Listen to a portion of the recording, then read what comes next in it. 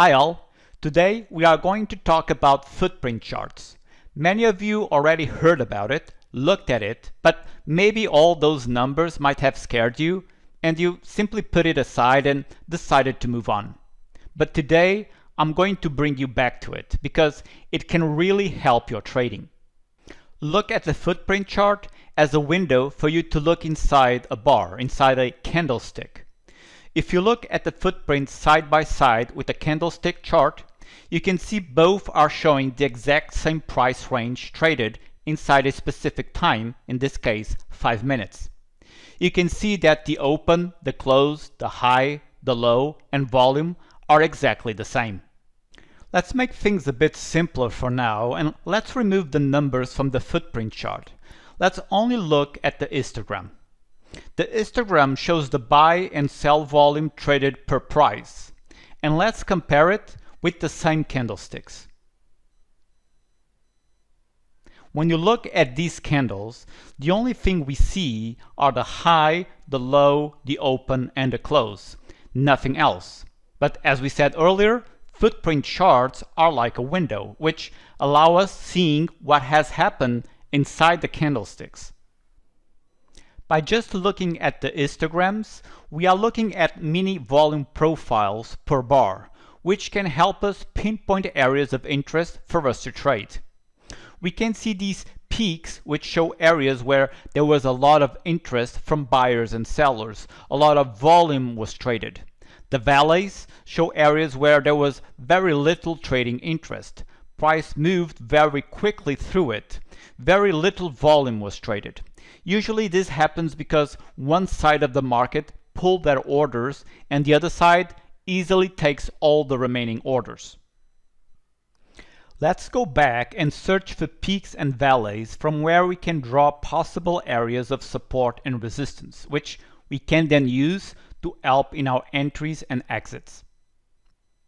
Going back a couple of bars, we find this big bar where very little volume was traded below. There was very little interest in trading these prices. This is a case where sellers pulled their orders from the market and buyers simply took everything that was available, and only at 775 and above, interest started to show up. And we can see that by the high traded volume area in the histogram. So we can look at the 775 as a support area, and let's place a line on it so we can observe how prices react to it. We can see a positive first test. We then broke it by 4 ticks but reacted positively to it, and then we broke it, and interest started to show up below that area. Again, look at the high traded volume. And actually, we can adjust that line we drew and pull it down to 675, where trading interest started to show up. Moving forward, we can see that when prices moved back to that area, the interest in trading was below it, not above it. And since then, we've been trading in a trading range for the last 30 minutes. Let's now switch on the numbers again. They indicate the volume traded on the bid and offer side per price. Notice how we retest the 675s, and the first time only 1 lot traded into it, and the second time only 3 lots traded into it. Clearly not much interest to buy above that price at that time. And let's now look at the current bar.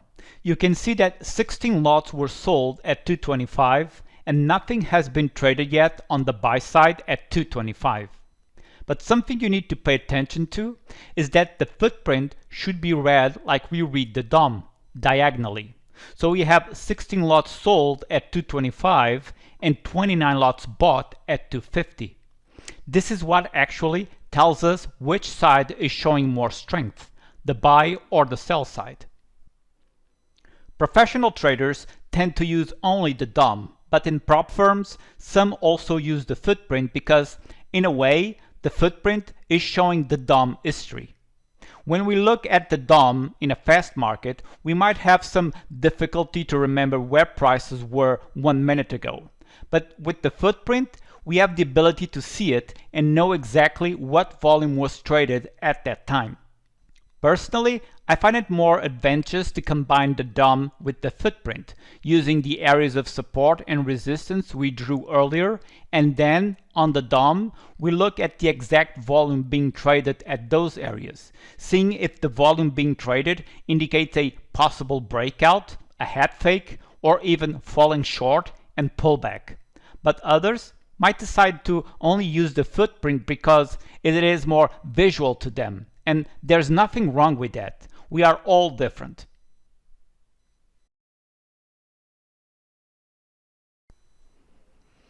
Let's now look at its settings.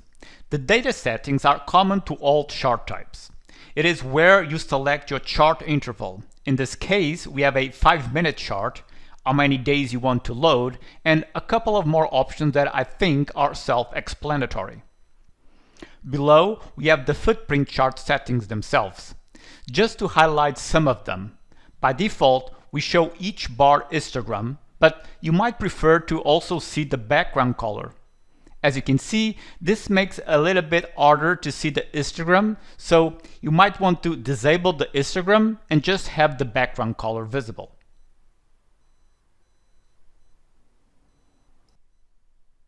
We then have the tilt mode, which has become a love and hate thing among our customers. And I know it looks a bit odd, but in reality, it does facilitate reading the order flow. Remember why we said that footprints should be read diagonally? And this is what the tilt mode does. When you look at both modes side by side, you can see how easier it is to read the tilt mode. We are displaying the data diagonally. There is no need for you to look up and down between bid and offer when looking at the standard footprint view as seen on the right side. Let's now look at the histogram diagonal option, which allows you to also read the standard footprint view diagonally. So again, we have both views side by side, and you can see how on the right side we have the standard view where we need to look at the 12 lots traded at the bid and then look at the 52 lots traded at the offer above. Whereas on the left side, with the histogram diagonal option selected, we have the view similar to the tilt mode option. We are seeing the 12 lots traded at the bid and the 52 lots traded at the offer side by side. And finally, I want to talk about the minimum imbalance volume and imbalance percentage options. This should be adjusted based on the symbol you are trading. The minimum imbalance volume option is what it will be considered to calculate an imbalance. For this example here, let's select 50 lots. The imbalance percentage option is what the other side needs to exceed so it can be highlighted, indicating this way that we had an imbalance either from the buy side or sell side. Let's maintain the 200 for now. Looking at the chart, you can see that some numbers are now highlighted in yellow. By the way, you can customize all colors down here. Something you need to be aware of, as we have the setting right now, the imbalance is being read or calculated horizontally. But as we discussed before, it needs to be done diagonally. So for that, you either need to switch to the tilt mode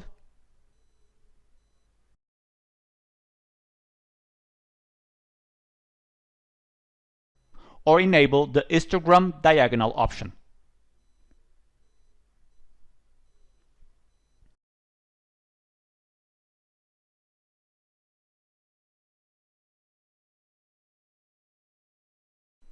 In summary, footprint charts will allow you to pinpoint your entries and exits by looking at the volume peaks and valleys, also known as volume nodes, per bar.